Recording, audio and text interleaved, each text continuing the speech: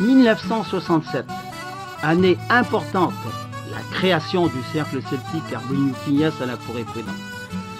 L'idée lancée par le maire de l'époque, Henri Lerest, y trouva rapidement le soutien de valeureux danseurs et danseuses qui se sont regroupés au sein du cercle celtique, ainsi que de musiciens, bombardes et biniou commençant déjà à résonner à cette époque.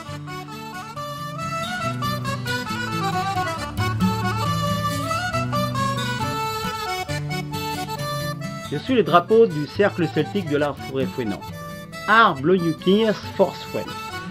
Ce drapeau qui date du début des années 70, qui a été réalisé par Madame Roux, un drapeau sur tissu blanc avec une croix noire, symbolique d'un drapeau militaire de la Bretagne.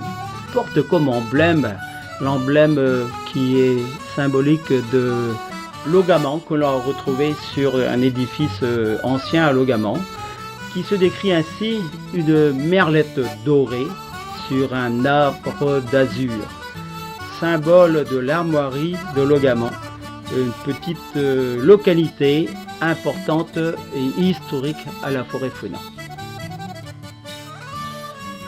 Avec l'aide d'un fameux artiste peintre, André Civelli, fut lancée l'idée de comité d'animation à la Forêt-Fouesnant.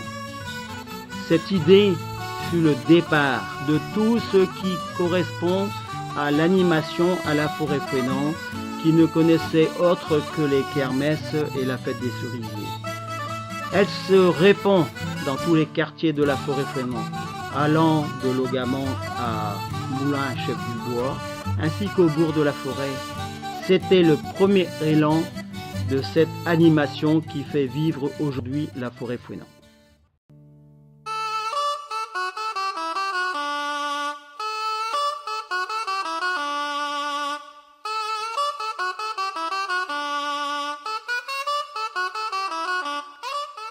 C'est en 1999, le cercle celtique de la Forêt-Fouesnant a été invité au festival interceltique de la Nouvelle-Orléans avec Irlandais, Écossais et évidemment les Bretons.